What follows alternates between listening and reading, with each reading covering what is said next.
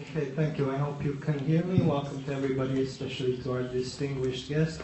I would like to start from going to a very general question to probably more concrete things. And my general question concerns global social movements. Now, some skeptics argue that no matter how powerful or how forceful these demonstrations and various actions are, there's not really a coherent central ideology behind these movements. Others say that that's in fact a good thing, that diversity is basically the major force that is making these things work, and that's the advantage behind these movements. My question concerns this, that being faced with extremely centralized, very, very well organized organizations as such, is there a need for some sort of centralization within the movements themselves, or would that really lead to the movement falling apart as such? Well, the movements that exist are a reflection of social reality. I mean, you can't make a decision to impose a central authority on widely decentralized movements all over the world, which have their own interests and concerns and share some general framework, but are working on particular problems. So landless workers in Brazil and peasants in India and steel workers in the United States and so on have some overall general concerns, like, say, protecting an environment in which their grandchildren can survive, or preventing nuclear war, and so on. Those are general concerns, but they're very specific ones. It just would make no sense for someone to come along and say, okay, let's have a fixed central ideology that we all adhere to. Those, to the extent that such centralized ideological or general ideological positions develop, it's a reflection of the level of consciousness and commitment and engagement of the people. Is it a strength or a weakness? My own feeling is it's a strength. The centralized, this is, ever since if you look at the history, ever since the origins of the modern left and labor movement, 19th century basically, a long-term goal has always been to develop some kind of an international. So every labor union is called an international, even if they don't go beyond their own city. There were, the first, second, third, and fourth internationals. They were all highly centralized and under pretty narrow elite control. The first international was actually destroyed by Marx personally when he couldn't control it any longer. The second one collapsed at the time of the Second World War. The third was just an instrument of Russian state policy, and the fourth is Trotskyist sectarian. What's happening now for the first time ever is the rise of a genuine international.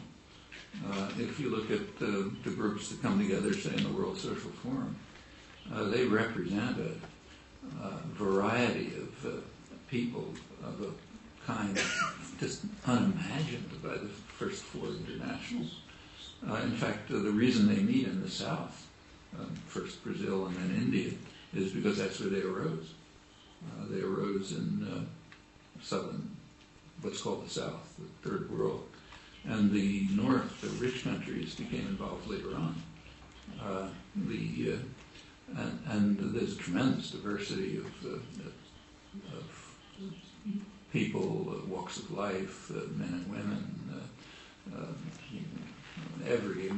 anything you can imagine is involved there, and they share plenty of concerns, and they work on very specific issues, and it's developing into what could be the seeds of the first genuine international.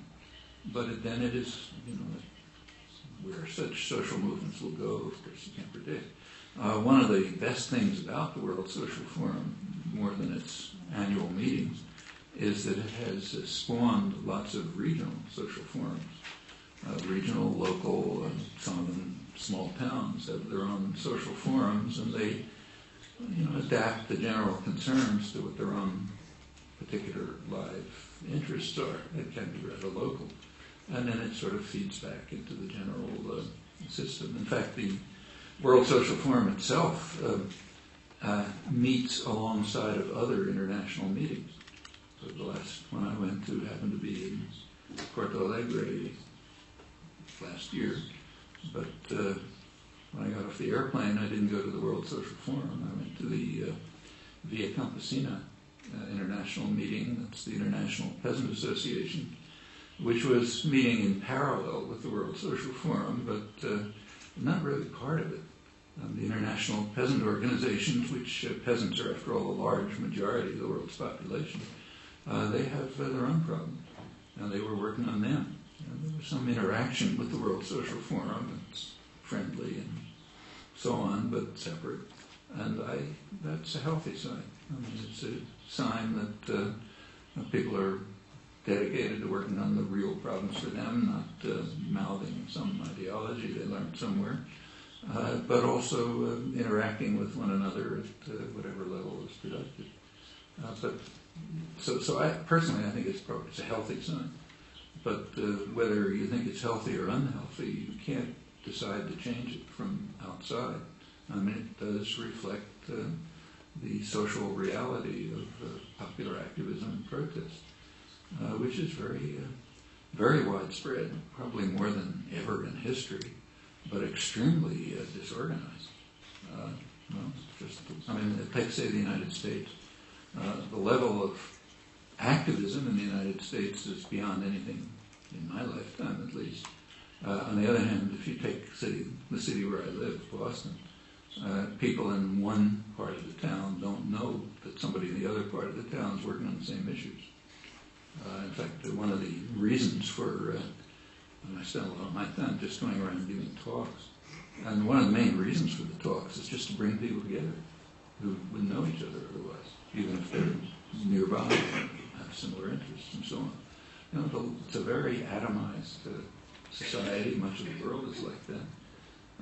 That's, in fact, part of the kind of class war that's going on to keep people separated from one another, but it's real.